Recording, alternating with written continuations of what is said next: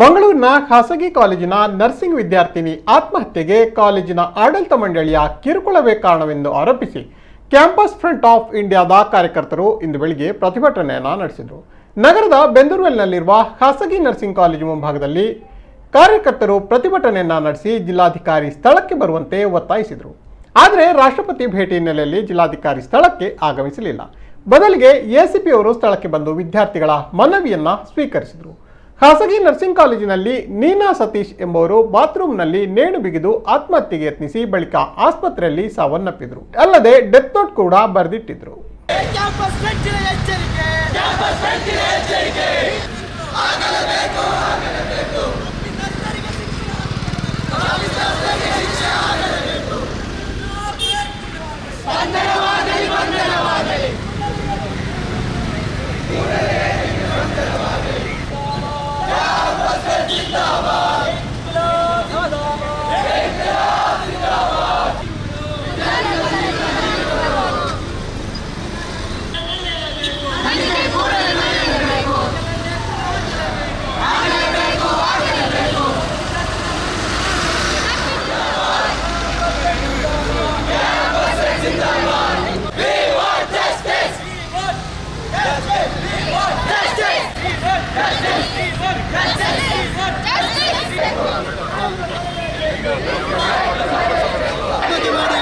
ಜೀವವೇ ಹೋಗಿದೆ.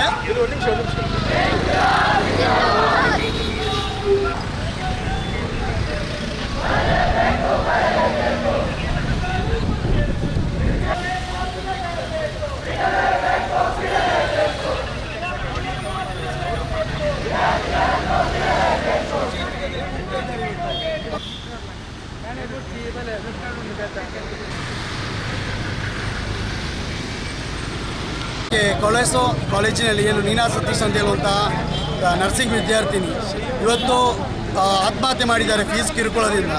ಈ ಒಂದು ನೀನಾ ಸತೀಶರಿಗೆ ನ್ಯಾಯಕ್ಕೆ ಬೇಕಾಗಿ ನಾವು ಇವತ್ತು ಪ್ರತಿಭಟನೆಯನ್ನು ಹಮ್ಮಿಕೊಂಡಿದ್ದೆವು. ಜಿಲ್ಲಾಧಿಕಾರಿ ಬರಬೇಕಂತ ಹೇಳುವ ಒಂದು ಡಿಮ್ಯಾಂಡನ್ನು ಇಟ್ಟಿದ್ದೆವು. ಅವರು ಕಾರಣಾಂತರಗಳಿಂದ ಇವತ್ತು ರಾಷ್ಟ್ರಪತಿ ಅವರು ಮಂಗಳೂರಿಗೆ ಬರುವ ಕಾರಣದಿಂದ ಬರಲಿಕ್ಕೆ ಅಸಾಧ್ಯವಾದ ಕಾರಣಕ್ಕಾಗಿ ನಾವು ಎಸಿಪಿ ಅವರ ಮುಖಾಂತರ ನಾವು ಜಿಲ್ಲಾಧಿಕಾರಿಗೆ ಇವತ್ತು ಮನವಿಯನ್ನು ನಾವು ನೀಡಿದ್ದೇವೆ. ಏನು ನಮ್ಮ 3 ಬೇಡಿಕೆಗಳಿವೆ. ತಪ್ಪಿತಸ್ಥರು ಯಾರಿದ್ದಾರೋ ಅವರಿಗೆ ಕಠಿಣವಾದಂತಹ ಕಾನೂನು ಕ್ರಮವನ್ನು ಜರುಗಿಸಬೇಕು ಒಂದನೇದಾಗಿ.